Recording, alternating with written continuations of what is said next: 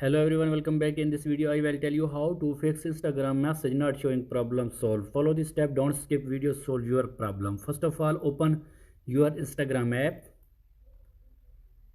Now tap on profile icon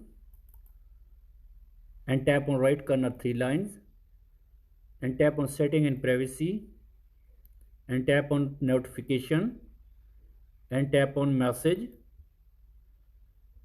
Now tap on from primary and journal, select and turn on show notification. Tap on turn on show notification and scroll down. Now tap on show notification, turn on and go back. After this, restart your device and check that your problem will be fixed. So this is the video guys. For more videos please subscribe our channel. Thanks for watching.